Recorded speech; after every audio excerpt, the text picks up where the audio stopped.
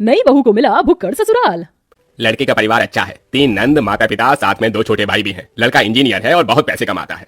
ये सुनते ही नैना के होश उड़ जाते हैं। 3 नंद, 2 छोटे देवर, ऊपर से सास ससुर के साथ मेरा पति, इतना बड़ा परिवार। अरे माँ, इतने बड़े परिवार में तो मैं परेशानी हो जाऊंगी। काम भी करूँ और उनके ताने भी अलग से सुनो। अरे बेटी परेशान क्यों होती है? पंडित जी, मेरी बेटी के लिए ससुराल ऐसा दिखाओ जहाँ माता पिता और लड़का इकलौता हो, ताकि मेरी बेटी को ज्यादा परेशानी ना उठानी पड़े। चलिए, अगर ऐसी बात है तो ठीक है, मैं आपको एक अमीर घर का रिश्ता दिखाता हूँ। इकलौता बेटा है, साथ में माता पिता रहते हैं। नैना जैसे ही लड़के की फोटो देखती है, उसे लड़के की तस्वीर अच्छी लगती है। अरे लड़का तो अच्छा है, इकलौता है, परिवार भी छोटा है, और क्या ही चाहिए। माँ, मुझे लड़का पसंद है। ओहो पगली, चलो ठीक है, कोई लड़का तो तुझे पसंद आया। पंडित जी, अब आप इसी लड़के से मेरी बेटी के रिश्ते की बात चलाइए। हाँ हाँ बहन जी, बिल्कुल। फिर क्या था, पंडित उस अमीर घर में जाकर रिश्ते की बात कर लेता है। अब दोनों परिवार एक दूसरे से मिलने लगते हैं और उनका आना जाना लगा रहता है। बहुत जल्द शादी की तारीख भी निकल आती है। मुझे नहीं पता था कि इतनी जल्दी शादी की तारीख भी निकल आएगी। बेटी, अपने ससुराल में जाकर खुश रहना। खुश तो रहूंगी ही माँ, छोटा सा परिवार है, सुबह शाम रोटी, दोपहर में सोना, फिर रात को आराम करना। नैना को बहुत आसान लग रहा था, लेकिन वैसा होने नहीं वाला था। शादी होने के बाद जब अपने ससुराल आती है तो उसका ससुराल में घर बहुत बड़ा होता है, जिसमें उसे सफाई करने में ही बहुत ज्यादा समय लग जाता है। हे भगवान, अमीर घराने में तो आ गई, लेकिन यहाँ झाड़ू पोछा करते करते ही मेरी कमर टूट गई। तभी आवाज आती है, बहू, ओ बहू, अरे अभी तक तूने नाश्ता नहीं बनाया? नैना फटाफट सफाई करने के बाद अपनी सास के पास जाती है। माँ जी, बस रसोई में ही जा रही हूँ, मैं पहले सफाई कर रही थी। अच्छा सुनो, मेरी नंद और उसके बच्चे आज घर पर आ रहे हैं, उनके नाश्ते के लिए आलू के पराठे बना ले। और हाँ, शिवा आलू के पराठे नहीं खाता, उसे प्याज के पराठे पसंद है, उसके लिए वही बना देना। हेमलता ऐसा कहकर चली जाती है। लो जी, मिल गया ऑर्डर, अब इतने सारे लोगों के लिए पराठे बनाने होंगे। नैना ऐसा कहकर रसोई में चली जाती है, जहां वो बहुत सारा आटा गूंथती है। इतना सारा आटा गूंथने में ही मेरे हाथ दुखने लगे, अभी तो इनके पराठे भी बनाने हैं। नैना रसोई में आलू के पराठे बना ही रही थी कि हेमलता की नंद माहेश्वरी अपने बच्चों के साथ आ जाती है।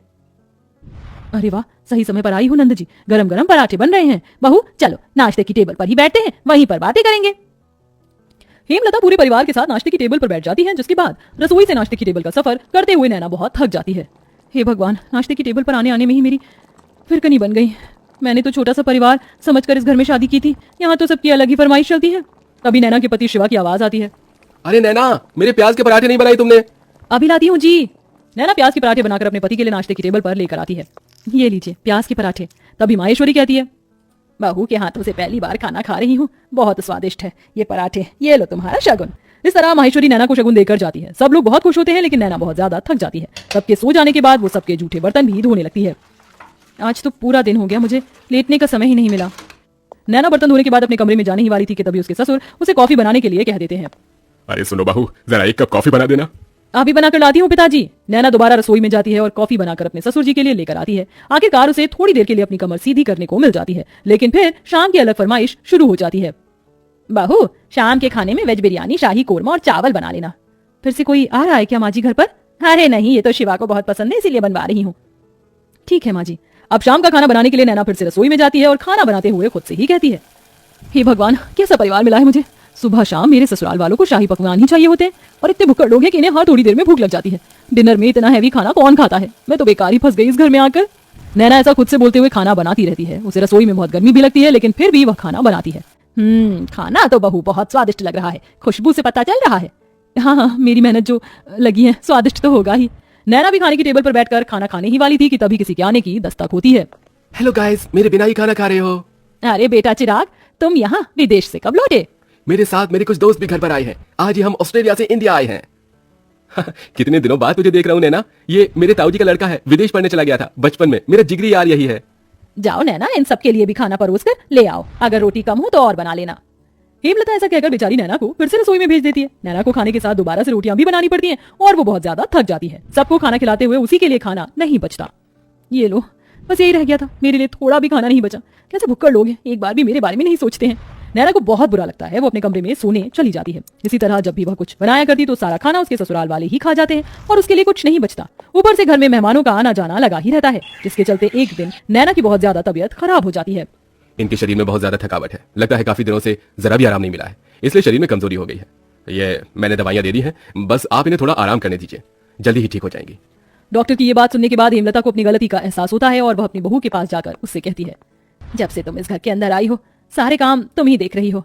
मैंने तो कोई काम नहीं किया है और ये भी नहीं सोचा कि तुम कितनी थक जाती होगी। मुझे माफ कर देना बहू, लेकिन आज से मैं भी तुम्हारी मदद करवाया करूंगी। माँ जी, आपको माफी मांगने की जरूरत नहीं है, मैं इस घर की बहू हूँ और घर की जिम्मेदारी समझना मेरा फर्ज है। नैना इतना कह रही थी कि तभी घर पर उसकी तबीयत के बारे में सुनते ही ताई जी, मौसी जी, बुआ जी सब आ जाती हैं उसकी देखरेख के लिए।